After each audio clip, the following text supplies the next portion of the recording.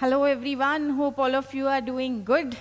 So today is the last day of the week, day 15, and we are starting with Indian political thought. So let's see what are the constituents that you have to study in the Indian political thought, and then we will be moving on to the questions of the day. Okay? So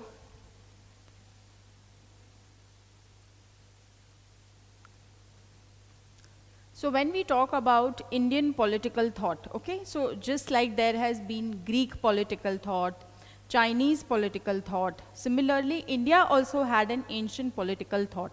And before having any kind of political unity, there was a key philosophical and social unity that developed in India. So even if there have been cleavages at certain points of time, but still there has been a lot of unity that came with the subsequent traditions, fine? So even if scholars debate the nature that there has not been unity, right? But the key and remarkable character of Indian political thought that we can see a lot of philosophical social unity before the preceding of the political unity that happened in India, all right? Now, so the first idea here in this regard is the nature of the Indian political thought that you are supposed to do. I'm sorry. Yeah. Okay. Then what is the Orientalism, how Indian political thought has been studied by the West, what is the nature of biasness there has been there, okay, with respect to study of the East by the West. Then features of Indian political thought, what is the focus, how it is different from the Western political thought, how we are cosmopolitan, how we have focused more on the community than the individual, how there is no dichotomy and everything is interlinked, be it matter, spirit, individual, society, okay, so there is no separation. All right, then we talk of the ancient Indian political thought, right? Then the traditions with it, Hindu tradition, right, Buddhist tradition, Manu and Kautilya. These are the major key pillars, all right? And then you will be specifically studying, so how Manu has laid the basis, okay? How Manusmriti acts as a key source of law even today, how it has separated the civil and the criminal law, and how it has described the science of polity, what has been the tradition, all right, in this particular period of time. Then we talk about Kautilya, and Kautilya on various aspects, what he talks about politics, what he talk about state, what he talk about the king, what he talks about the elements of the state, how their nature has to be it the king, then how he has laid a very different and unique foundation from the earlier traditions, okay? So also his view on diplomacy, his view on interstate relation, his view on war, all right? And to what extent he is emphasizing on morality for the king, to what extent he is not, right? So various aspects, how he is changing the tradition from the earlier tradition before him. Okay, so the Ramayana or the Mahabharata, right? The Brihaspati Sutra, right? All these ideas that were preceding Kautilya, what has been the key focus there, and how he has started a completely new, chapter and departed from the earlier schools of thought. That we have to study, okay? So yes, then we also, you should analyze to compare Kautilya with Machiavelli, which is a very obvious comparison that happens, but also how you can compare Kautilya with Plato as well as Aristotle, all right? To what extent there is similarity and difference with the ancient thinkers in Greece, all right? So this all things have to be done. Now, after that is the Buddhist tradition. So Buddhist tradition, what are the basic principles? What is the foundation? What is their idea of the origin of the state? What is their idea with respect to foreign policy, with respect to interstate relations, right? What is the principles that should guide governance, fine? So what they talk about war, and then obviously comparison between Hindu and Buddhist tradition. So these constituents have to be very clear. Now, generally observed that Indian political thought students don't study so much in depth, okay? Now at least past 2-3 years they have been studying it, initially most neglected portion, though very scoring. but UPSC is asking in-depth questions, right? So this portion also should be given equal emphasis, and it is very, very important that you can use all of this knowledge even in your essay and ethics. So ensure that all these traditions, even their historical ideas, even their political ideas, even the ethical dimensions of these ideas are very clear to you. Okay, so they have a huge application. All right? So now let's begin with a very broad and dynamic question in that sense, all right? That always strikes all of us. Let's see the question. The question is, to what extent Kautilya's views on politics and state continue to resonate in contemporary India? So what is the question asking? Question is actually asking what is the underlying relevance of Kautilya today, okay? To what extent his ideas are applicable, which ideas are applicable, which ideas are not. And the key dimensions that have been asked is politics and state. We'll just take up these views and then you will be able to do these things in a more better format. So let's just analyze that the earlier traditions before Kautilya, what has been the focus? Okay, so the earlier, I will just explain briefly the importance in this way.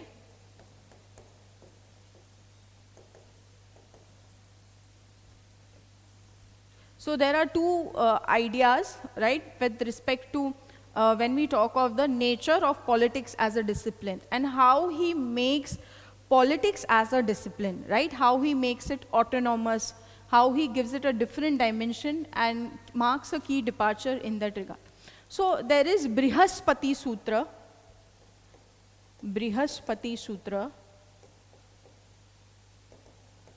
and there is Shiv Puran. Okay? So Brihaspati Sutra is emphasizing on Brahminical authority, okay, which is more important than the king's authority. And Shiv Puran has in that way given king a lot of discretion, right? They have given discretion. But what does Kautilya do? So Kautilya is marking what? He is saying that state is supreme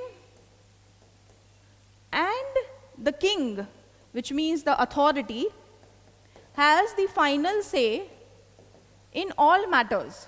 It has the final say in all matters, all right? So he is marking like that a different dimension of tradition in that regard. Now, if we look at his understanding of politics, so he says there are multiple knowledge systems, okay? And if we talk of knowledge systems, what is political science? What is politics in that regard for him? So he gives a very humane characteristics, okay, right, to politics. And what does he say? That politics is not only preservation of law and institutions, okay. Politics has humane characteristics. Politics has comprehensive characteristics. And actually, it is seeking to do what? It is seeking to do distributive justice in that regard. It is seeking to do distributive justice. Is it understood?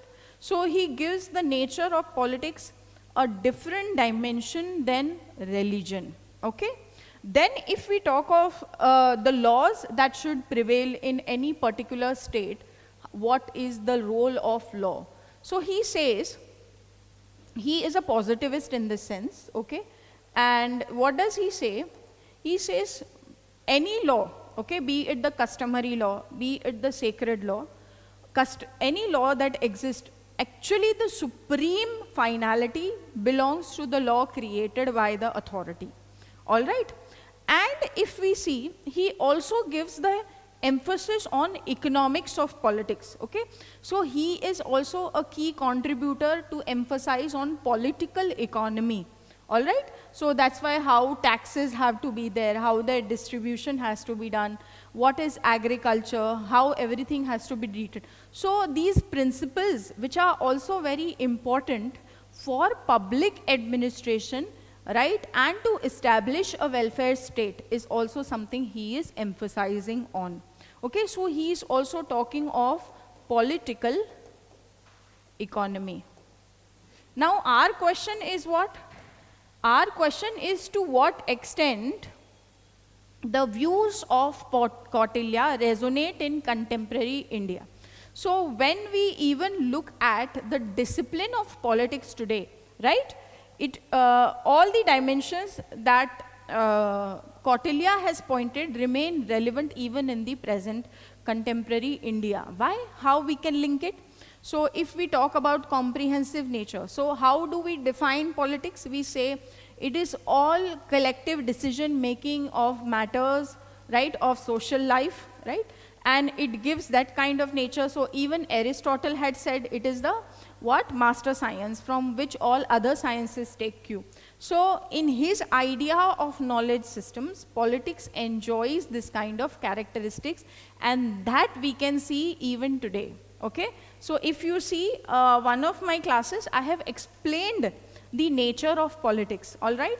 And go through that video, you will come to know what are the various dimensions. So politics should not only be viewed from the power dimension, how it pervades family, how it pervades different institutions of life, the state, at regional level, at national level, okay, at the cultural level. Similarly, what Kautilya is saying also remains relevant in contemporary India, right?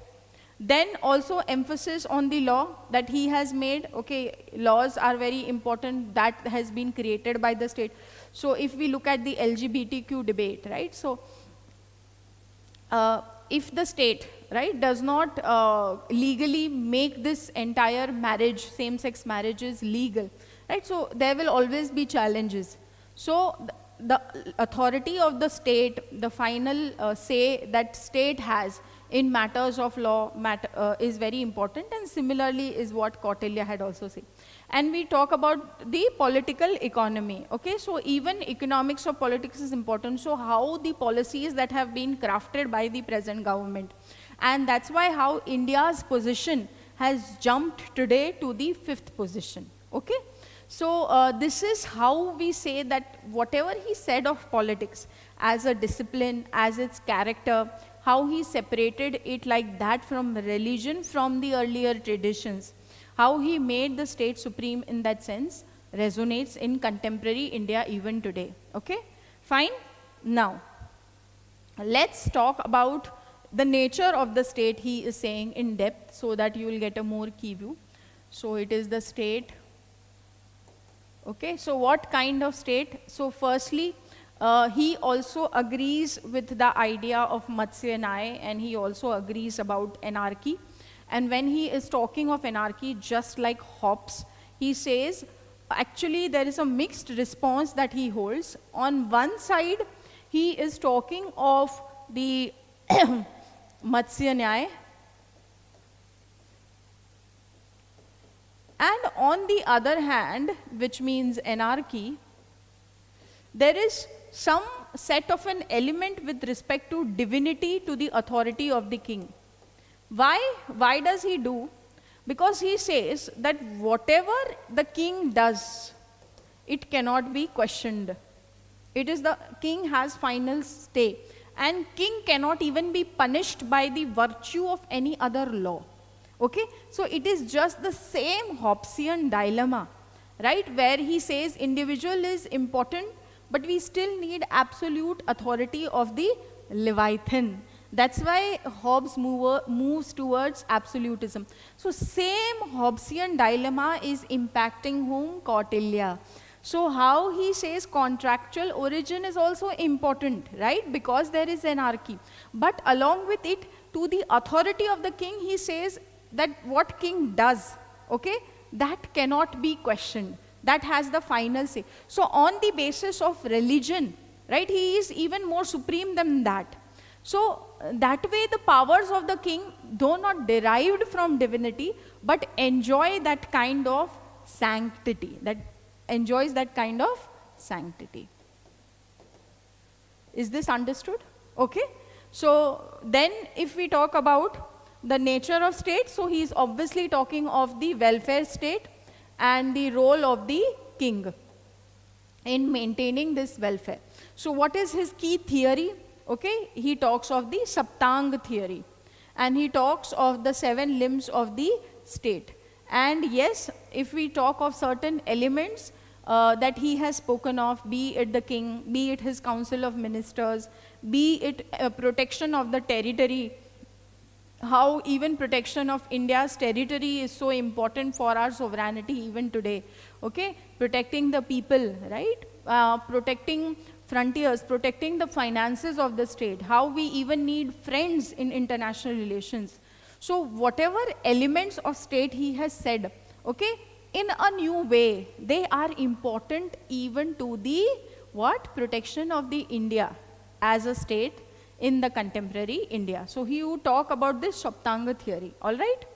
Now, so does his idea of politics as an autonomous character, or how he separates it from religion, how he emphasizes on law in politics, how he emphasizes on supreme state, how he talks of theory of state, is it all that resonates in contemporary India about Kautilya? No.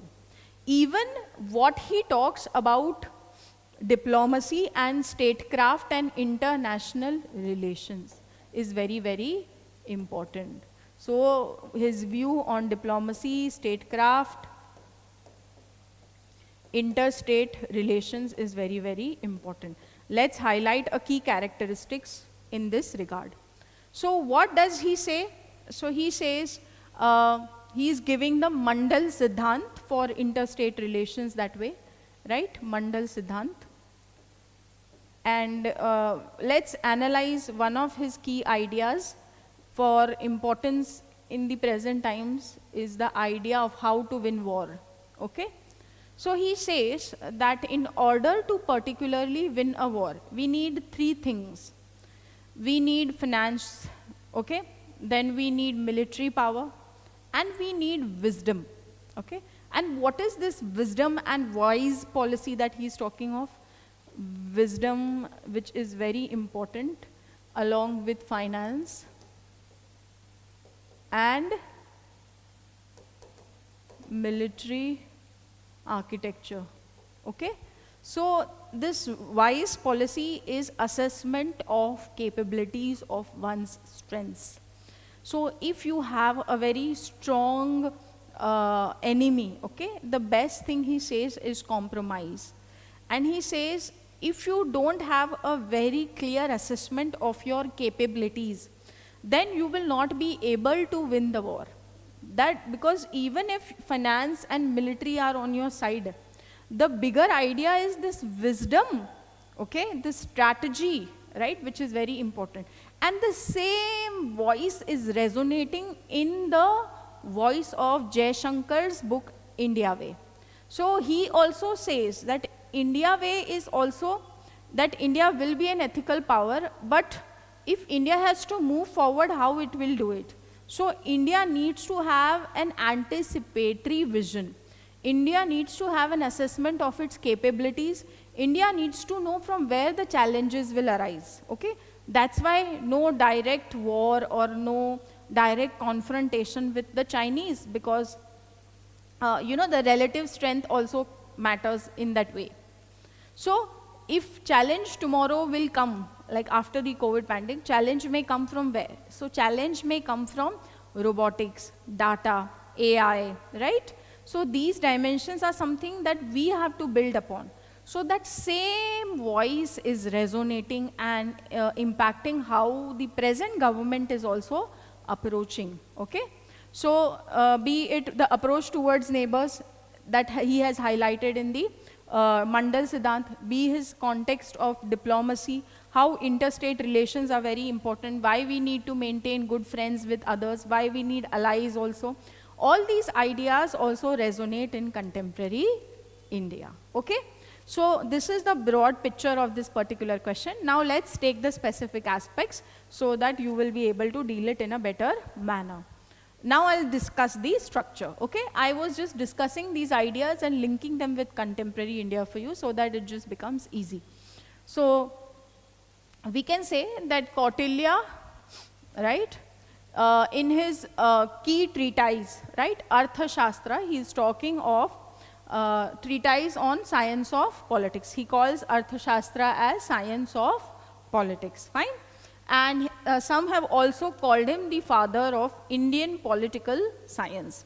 So though his works have not been given as much emphasis like the realism that has been emerging from Machiavelli's work Prince, but it is something that needs to be reflected and emphasized upon, because it is well said that if there is someone who is more Machiavellian, who emphasizes power politics, better than Machiavelli also is what? Is Kautilya. Okay? So Weber says that. So first idea, he calls Arthashastra as the science of politics, how he gives politics an autonomous character. He gives how he marks a departure from the earlier traditions and separates this religion from the political sphere, like different from Shiv Purana and Brihaspati Putra. Okay?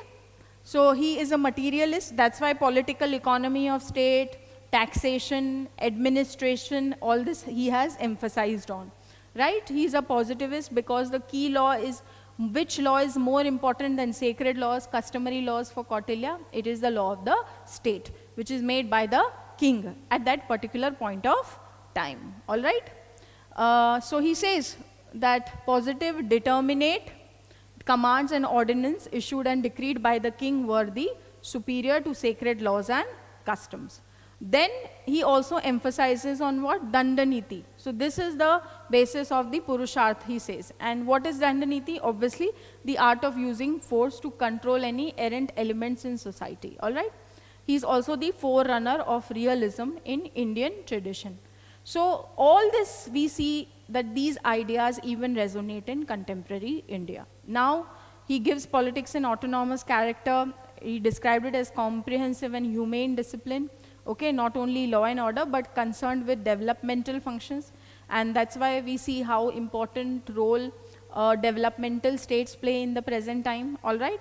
And is concerned with distributive justice. Now, so then his views on the state, okay, and how he has described the Saptang or the 7 organs theory of the state. That also needs to be spoken of and linked with the present time. Then he also says single wheel cannot turn the chariot. So other institutions are also important, other elements are important, the council of ministers are also important, right? The other associations are also important, fine? And how even the present understanding of state, be it good governance, responsiveness of government, efficiency of ethical administration, national security, ethical upwardness, okay? Economic affluence, all of this plays a very important in the modern state, in the contemporary India. Then methods of diplomacy and statecraft that he talks about, okay? And he says that yes, the king has to become Chakravartin Samrat, which means he will go and expand his territory in all directions. Now, even though this kind of expansionist nature has not been there, that has been assigned, or India has been actually today, but yes, we will not compromise when it comes to matters of territorial sovereignty. And that we see on how our approach has been towards the BRI or the territorial sovereignty challenges that have come from Pakistan. Okay, so you can emphasize it in this manner. Then how emphasis which has been there between foreign policy and security policy. That's why today even the national state advisor, okay, security advisor, NSA is also playing a key role. And there is a key link that has come to be about final decision making on foreign policy matters, where defense, security are also considered important pillars. Okay? Then, so he talks about interstate relations and the policies that have been suggested by him, Mandal Siddhant. He talks of the fourfold policy, Sam, Dan, Dand and Bhed also, and how these also remain very important. So how we also give concessions, we offer both carrot as well as stick, fine. And yes, contemporary relevance with respect to neighbors as natural enemy and neighbor's neighbor as a friend. So yes, India's relations, if we look at Southeast Asia, India's relations with Central Asia, the Mandal Siddhant can be very well applied. Okay? So yes, in this way you should have explained how different dimensions of politics and state and foreign policy resonate in contemporary India. So here it is not only about mentioning, you will have to show the departure he has made from the earlier tradition, you have to show his ideas, and then you have to link his ideas in the present time. So clear example and specifically mentioning these things will make it. So you also have to be very structured when you write such kind of questions. Otherwise, it's very easy to get lost. Okay? Fine? Now let's move to the next question. I have purposely taken this question, it is a PYQ, so that you will really understand the entire Buddhism as a theme in pol science with this particular question. All right? So let's see. Do you think Buddhist traditions have lent greater ethical foundation to the ancient Indian political thought? Question is what? Buddhism has lent greater ethical foundations to ancient Indian political thought. So, should I start this question with ethics over politics? Should I start this question with Buddhism? Or should I start this question with ancient Indian political thought? I should start this question with the broadest idea, that is ancient Indian political thought. So there are two key traditions when we talk of ancient Indian political thought, right? Hinduism and Buddhism. Hinduism and Buddhism, okay? Then we talk about the nature of Buddhism remains contested amongst various scholars. In this sense, what? As in whether it is a rebel child, Bhikkhu Parekh says whether it is a rebel child. And what does Ambedkar say about Buddhism? He says that the principles in Buddhism are so different and so original, which are not taught by any religions according to his study of religions. So you show this debate, okay, whether Buddhism is really following Hindu tradition, whether it is its rebel child or whether it is. So we talk about the contestation on how Buddhism has been understood, okay. So first we talk of ancient Indian political thought, the two tradition, Hinduism, Buddhism, nature of Buddhism, how it remains contested. So you give the views of whom? Okay, Bhikkhu Parekh and Ambedkar. Sorry. Bhikkhu Parekh, sorry.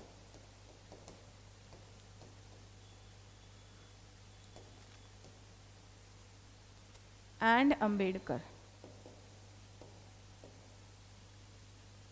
Now let's see one by one how. Okay? So if we see, emphasis in Hindu tradition is on the concept of Dharma and on the concept of Danda. Okay? So Danda as an element means use of force is allowed. Okay?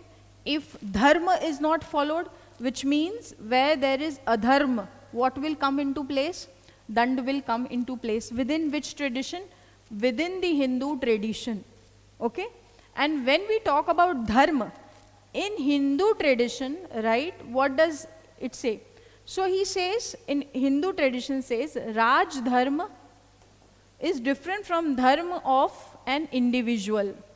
Which means when it comes to the morality, the duty aspect, okay, of the king, right, that morality has different principles. And here this will change. But Buddhism does not say like this. Buddhism emphasizes on continuity.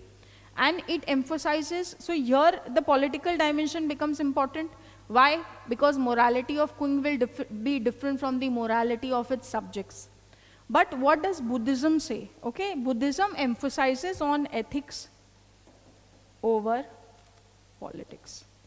And this ethics is not only implemented in the internal sphere of the state. This ethics over politics is also important in the foreign policy. Okay? So this ethics is vital in both internal as well as external sphere. As well as external sphere. Is this much clear? Now, so which principle comes here in the Buddhist tradition to emphasize on this virtue? Okay, it is the principle of righteousness. And it is not like the Dharma concept actually, as it is emphasized in Hinduism. It is the concept similar to like it is the concept of virtue. So how there is emphasis on ethics over politics, okay? As has been said by even Socrates, right? So similarly, the principle of righteousness hails. Then when we talk about the nature of the king, so the king, firstly, how is the king elected, or how does the king? So king is elected by consent of the governed. By the consent. So it is a democratic way of election. Mahajan Sammat. Democratic way of election of the king. And how they are talking of the origin of the state? So the origin of the state is actually contractual, because the element of what is there, consent is there. But it is not because of anarchy. On the other hand, there is Matsya Nyaya when we talk of Hindu tradition, right? So anarchy is not the basis. It is not the evil in man because of which state is originating. It is because we have to ensure that, you know, all the problems or whatever challenges that will come, right, in management of the state, for that origin is there. And the basis again is contractual and consent. Then they say, if we look at the nature of this king, so yes, his election is based on consent, it is very democratic. How is the king in himself? The king is like an embodiment of good spirit, which means the king should exercise moral purity in his character. And this moral purity will be there even amongst the subjects.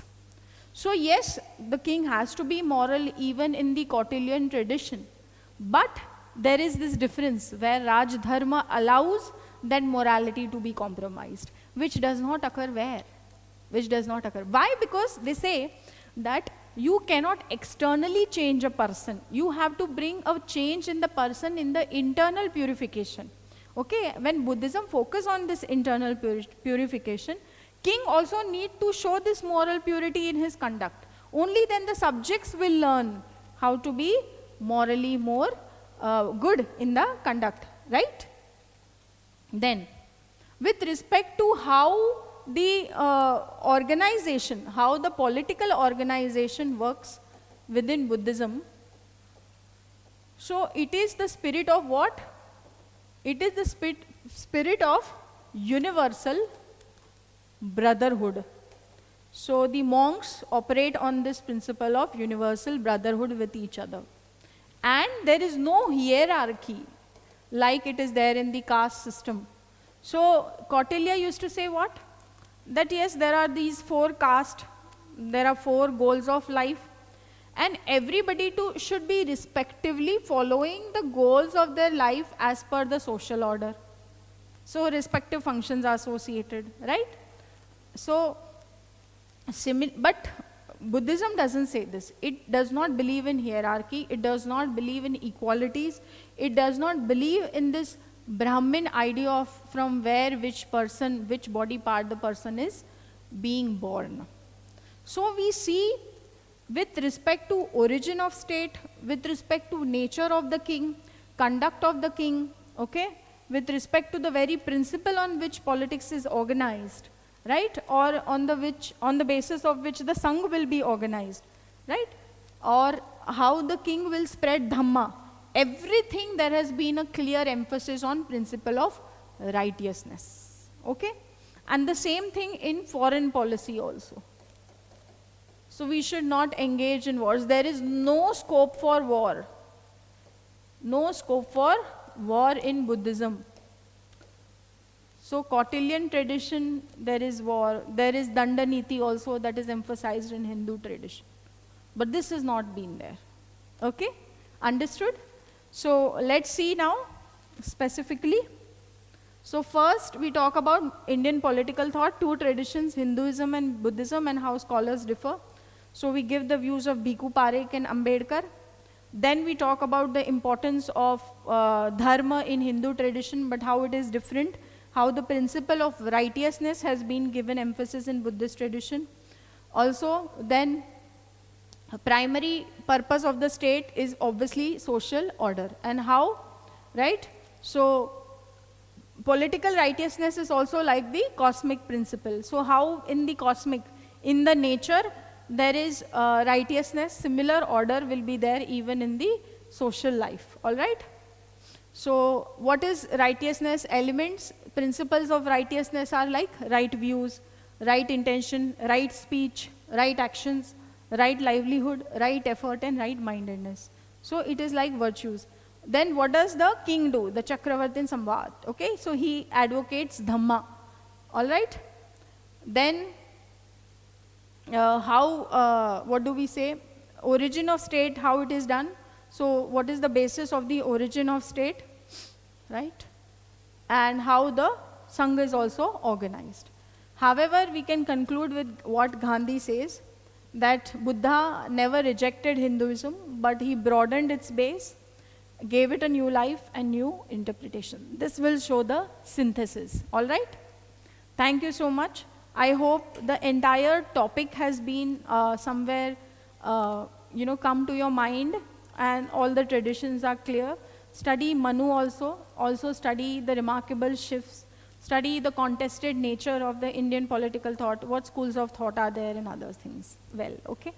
All the very best. Thank you so much. We will meet next week now.